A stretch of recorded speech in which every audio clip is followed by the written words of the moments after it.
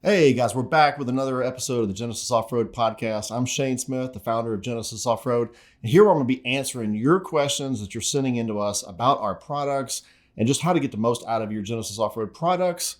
So I want to take this opportunity to give you guys a deeper answer than what we can provide on YouTube comments or over email.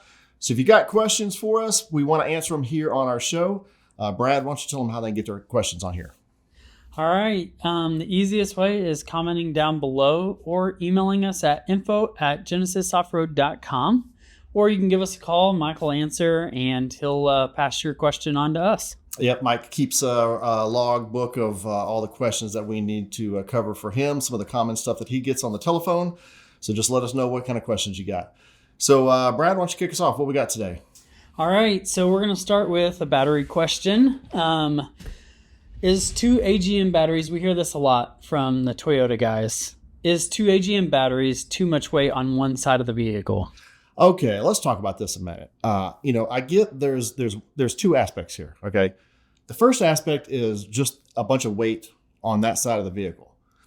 Some people also, want to talk about, the amount of weight that we're putting on that stock battery shelf in there. And we'll talk about that in a minute.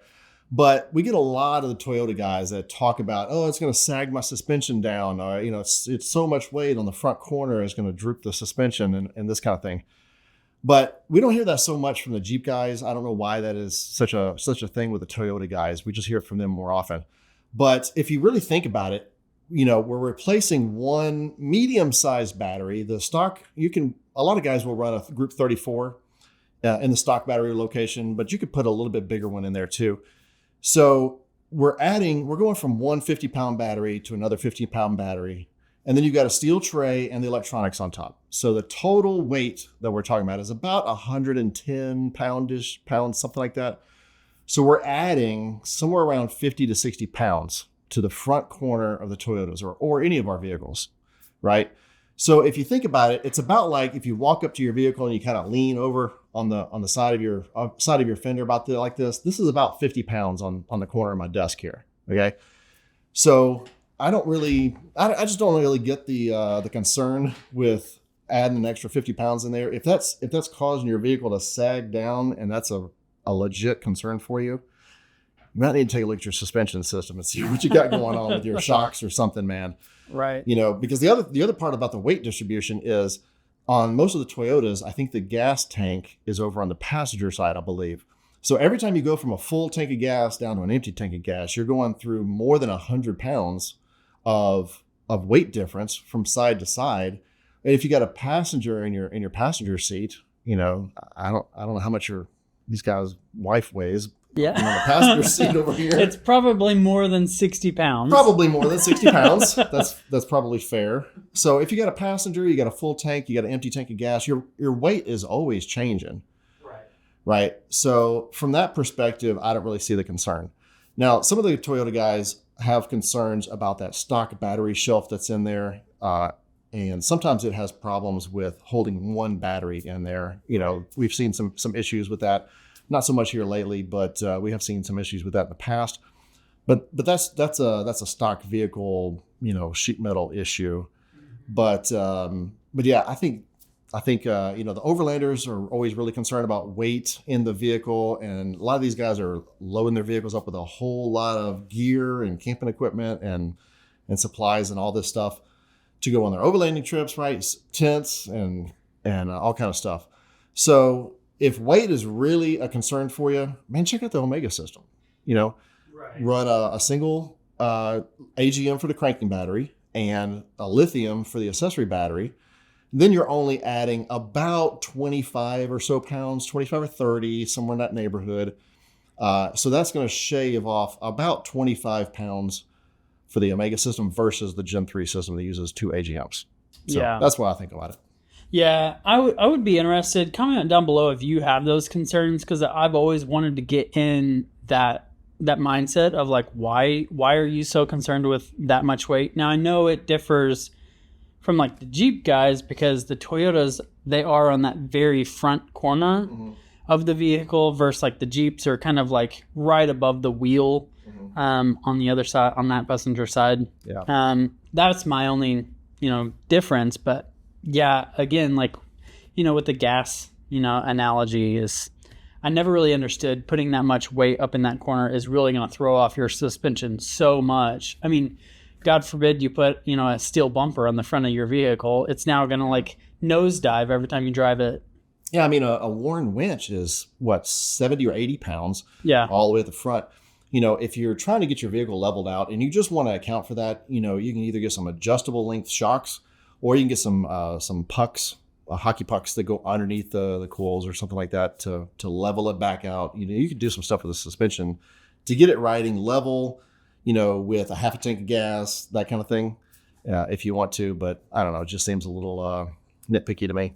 Yeah, but we're not trying to judge. But if you do have those concerns, let us know your reason for having those concerns, because I don't understand, but I'm happy to learn. Yeah, me too. Leave us a comment down below. Let us know, is there more to it with you Toyota guys than what meets the eye? Am I missing something? Yeah, let me know.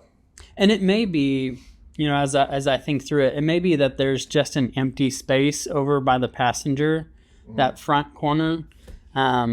So maybe they're just like seeing this open space over there and they're like, well, why can't I just put it over there? So yeah, we've had some guys ask us about that. In the past, there's been some other companies that had a dual battery system that put a second an auxiliary battery over on the passenger side close to the windshield. Mm-hmm. And I've looked at that numerous times on, the 4Runner, the Tundra, the Tacomas, even the FJs. Most of those previous generation vehicles, not the latest ones from 2024 and up. Right. But most of those vehicles have a spot over there where it looks like you could put a battery. And some companies have made a little steel tray to hold a battery over there. But I look at that and I see, AC lines, I see wire harnesses, I see some other brackets. And I'm like, man, this is just too much trouble. I want to make easy to install dual battery systems, right? And that just doesn't look easy to me. So maybe there's a way you can move some of that stuff out of the way. I don't know if some of them have to reshape the AC, the air conditioning lines, those hard lines coming out of the firewall. But I don't want to get into all that. I don't want to have to discharge my AC system and have to deal with refilling all that back up. That sounds like a lot of work. Right. So I just like keeping the two batteries side by side in the stock battery location. If your suspension droops just a little bit, get you adjustable shocks. Yeah. Well, and we talked to a lot of people out at Overland East, just that they didn't want two batteries under the hood. And so they were a great candidate, for something like the juice box where you can put the second battery in the back or wherever you want it. Yeah. If you got room under the seat or in the rear cargo area or in the bed of the truck, we'll have the juice box coming soon. That'll be the complete dual battery system in a box. You can just bolt that down anywhere you can tie into some factory mounting points. Yep. If for the guys out there who have ideas, why didn't Genesis put the battery over here or over there or underneath the vehicle? Why didn't they strap it to the frame? I don't want to lift a 50-pound battery over my head and put it on the frame, but that's me. But yeah, if you got other places you want to put it, the juice box is a great way to do that. It's a complete dual battery system in a box that you can mount anywhere you want to. Yep, exactly. All right, let's move on to question 2. Why do we recommend against flooded batteries? So flooded batteries have a lot of limitations. We did a full video talking about the differences between flooded lead acid, AGMs, and lithiums. And if you want to see more details about that, you can go watch that video for a lot more in-depth comparison between the types. But in a nutshell, flooded batteries, they are not great for temperature extremes. And very cold weather, the liquid electrolyte inside of that battery can freeze and cause damage to the battery. You also get issues with battery acid spilling out. If a lot of our customers are going on rough trails, bouncing around. Flooded lead acid batteries are not very good at handling vibration very well. If they get a lot of vibration in them, going on rough rocky trails, rock crawling, that sort of thing. If the lead plates are vibrating around inside of there and they bump against each other, they will instantly short out and it'll damage that cell inside the battery. So there goes about 3 volts of the battery capacity just if a couple of those lead plates touch. So that's not good. They're just not good at vibration. They're not good at extreme temperature swings. You got to maintain them. You got to every once in a while you need to open the caps, check the water level inside there, make sure the water, you put distilled water in there to top it off above the lead plates to get the most life out of them. Most people don't do that. Most people don't even know that you need to put water in your battery. Most people don't even know that. So AGM batteries, don't have a lot of those issues. AGM batteries handle vibration so much better. They're built to handle vibration. You don't have to maintain them at all. They're completely sealed. Nothing's going to spill out of them if they do get damaged. So there's just so many limitations to flooded lead acid batteries that I just think it's just not worth it. If you're going to go through the time and the trouble and the expense of putting in a dual battery system, you're probably going to want to get the best performance possible, right? So we just don't feel like you're going to be happy with the performance that you're going to get out of lead acid batteries. So that's why we recommend AGM. All right. So another one on batteries while we're at it. Why do we recommend against Optima? Because we used to sell Optima back in the early days, but we don't now. Yeah, that really has to do with the new power hub. When we launched the Gen 3 power hub back a few years ago, it's just slightly wider than the Gen 1 and Gen 2 kits. And the posts on the Optima batteries are set further inward from the corners. So on a typical battery, if this is the corner of your battery, the battery posts are way out here close to the corner, right? The Optima batteries are much further in because they have a spiral cell design, and that post is in the center of one of those spirals. So because it's so far in, it's just too close to the steel part of the power hub, and you don't want to be touching positive and negative post to a big chunk of metal in there. So that's not a good idea. Yeah, that doesn't seem like a great idea. Yeah, so I think on the we have notes on our website about the ones that don't fit. I think it's on the JK kit right there on the title of the JK kit. It says Optima batteries, are not compatible. Now the JL. They'll fit because they're a slightly different shape, but the issue with the JL and the other kits that run Group 25 size batteries is the last time I checked. Don't hold me to this because things change over time, right? The last time I looked, Optima doesn't have a Group 25 in a yellow top.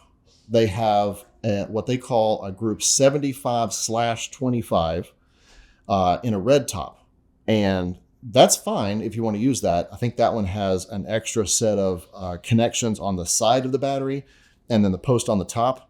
So that one, you can use it. It's okay. But again, I think you're going to run into issues with being happy with the performance on that one. Number one, the red top Optimas are just for cranking only. They're not intended for deep cycle use. So unless they have come out with a deep cycle yellow top Group 25, I'm not aware of it. Don't hold me to it. Don't yell at me if I got that wrong. But yeah, you don't want to use a red top for deep cycle applications for your accessories because it's not meant to be drained down low and then recharged over and over again. The other thing about the Optima batteries is that they are slightly smaller in physical size than most other batteries of the same group number. So a Group 25 size Optima is a little bit smaller than a Group 25 Full River or Odyssey. And again, that's because of their spiral design, the way that they build those, and that leads to the overall package being slightly smaller. They have slightly less lead inside, and therefore they have less capacity. So even if you have a Group 25 Optima in there, you're going to have a lower capacity than pretty much every other brand on the market in that size. Okay. I don't remember about the capacity on all the other Optima batteries. I know a lot of people are big fans of Optima. That's great. I ran them in my Jeep years ago. I had them for a long, long time, and that's great. But with our dual battery systems, because of the sizes that we need to have to fit our kits, the Optimas just have less capacity than other brands do. All right, let's move on to question 3. Does the Gen 3 system work with the 2-liter JL? Yeah, the 2-liter turbo versus the 3.6, I guess. Right. So yes, absolutely. It's 100% the same for the 3.6 liter, the 2-liter turbo, and for the 4xe. The tray, the power hub, the installation process is all the same. So there's no differences whatsoever from the 2018 and up JL and the Gladiator. Obviously, the only one that doesn't fit is the diesel versions because it's 100% different under the hood. Right. But yeah, no differences whatsoever on the 2-liter turbos. Cool. Easy question, easy answer. Yeah. All right, this one, another easy one, I think. Can I use a lithium battery as my second battery in the Gen 3 system? Yeah, so let's talk about that a minute. Again, you can go back and watch our more detailed video that explains the differences between the battery types.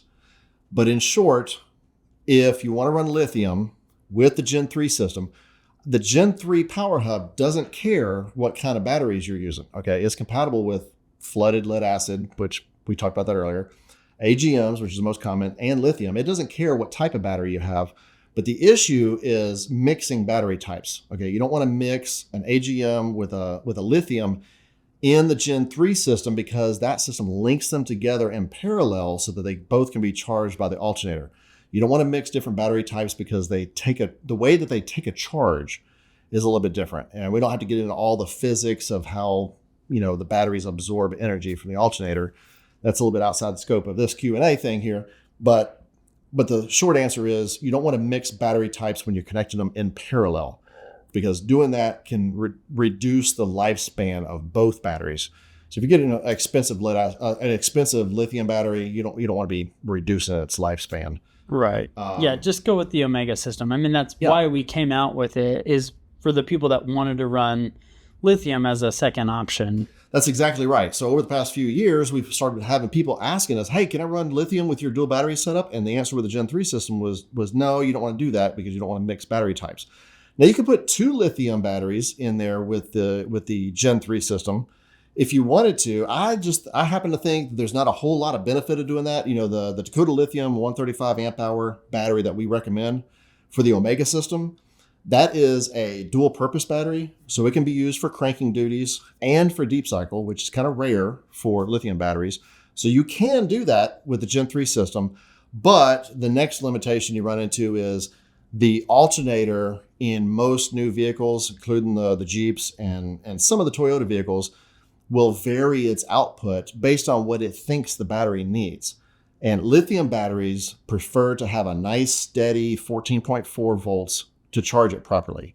Now, so if you charge it at a lower voltage than that, if you're charging at 14.1, 13.8, 13.5, it'll charge the battery. It just won't get all the way up to 100% capacity.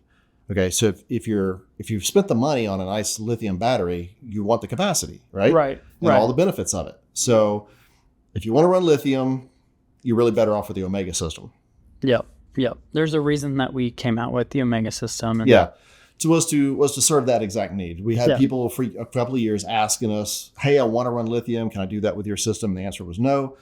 So we came out with the Omega system now you've got the Red Arc Alpha charger.